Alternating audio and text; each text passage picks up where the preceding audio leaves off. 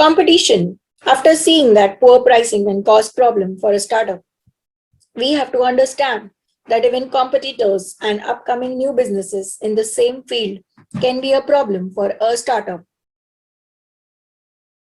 New businesses are often the small fish in a large shark filled tank. New businesses must know who their competition are and analyze what the competitors are doing right. Then the entrepreneur must expand on those ideas and make them better. Avoid potential pitfalls such as choosing an obscure niche just to avoid competition, starting in a bad location, or simply copying what the competition is doing. No copying directly because, of course, that will prove to the clients that you don't have your own strategies and your own functions. The competition will devour your business if there is no market for it, if your location does not draw customers, and if you're simply a cheaper derivative. That means you do not have any differentiation or special thing about you, then the business is definitely heading towards an obstacle. Lack of funding. Like we have seen that no business which is a new business can survive without extra funds. Money is a paradox for small businesses. You started the business to make money, but you can't make money unless you have money to fund the business from the beginning till the end.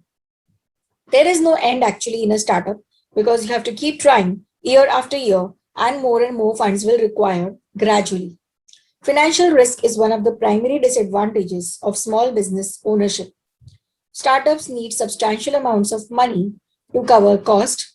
You may need to delve into your savings account, tap your friends and family for personal loans initially, or bite the bullet and take out a large commercial loan from a financial institution. Of course, if you take loan, you have to pay interest and premiums on that, especially if you are earning profit. And if you have taken it from investors, they will expect at least 20 to 25% returns in equity. Of course, extreme time commitments is an important aspect of starting a business. Doing business with a full-time job will, of course, create havoc in the time plans. So, therefore, leaving out the full-time job and giving your 100% to a startup is the best way to work in a new business. Your small business is not going to run by itself. A 40-hour work week is a privilege for most small business owners. Expect to spend at least 60 hours a week during the startup phase. You must handle every aspect of the business from office and managerial duties to grunt work or the work that you do not like. One important thing that leads to the failure of a new startup is poor planning and time management. Owners can elevate some of the startup problems or at least make potential problems more manageable by spending time planning the business. You should know every aspect of the startup before flipping your open sign. So, keeping a board open is very easy, but are you really open? This includes estimating the operating costs such as utilities, rents, supplies, resources, employees, stationery, etc. Planning initial marketing campaigns and projecting finances. A comprehensive business plan is essential. However, circumstances change, so be flexible and creative enough to adapt. Balancing running a business with spending time with family and friends leaves many small business owners feeling burned out or exhausted. In addition, with limited staff, they often handle administrative and executive tasks, which keeps their schedules full. With their constant struggle and to find balance, time management remains a top concern. Business know-how. Having a good idea starting a business because you are passionate about a product or service doesn't necessarily mean you will be the most business savvy entrepreneur. Small business owners often have no previous knowledge of running a business and lack the mentors they need to ensure that their businesses are operating at optimal levels, that their finances are in order, and that their marketing plans will attract clients. Next point is local and online competition. Local and online competitors are a concern for small business owners. So they look for ways to differentiate their businesses and their products and services. Of course, first competition is always at the local level.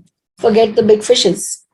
For example, small businesses such as bookstores often compete with chains that offer larger, more diverse inventories and have more visible marketing campaigns. Since limited resources make it harder for small businesses to compete, they use tactics such as reducing prices while trying to stay profitable, improve customer service, provide customers with personalized shopping experiences, and offering customer loyalty programs. Reducing prices is not always the best solution because once the price is reduced, that becomes the ultimate value of your product or service. Then increasing price may not be feasible and customer gets used to that service or that product in the low price. So reducing price is the easiest, but some believe that it does not harm anyone. So reducing price is the best way to enter a new market. In marketing terms, it's called marketing penetration. And if you enter with high price and later you reduce prices like it happens in case of automobiles, then it is called market creaming. So it's like the cream of the milk. You first take the cream of the customers who are ready to buy because your product and service is quite new, and then gradually you lower the prices so that even the general upper middle class and middle class can buy your products and services. So here we come to the conclusion of the last chapter. A business plan conclusion is a summary of a business plan's strengths designed to convince the reader of the company's success. Because companies typically create business plans to get funding or investors, the conclusion should focus on how the organization makes money and why it is a good investment. Highlight only the key points that summarize your main pieces of information when you meet an investor instead of giving all the data on that investor. Just telling exactly what the person needs to know and understanding the psychology of people is one important aspect of being a successful entrepreneur, which might include new, important facts, projections, or a justification for the reader. Most importantly, don't introduce any information in the conclusion that wasn't in the actual report because this may confuse your reader. An investor will give at most 5 to 10 minutes or half an hour to understand your business.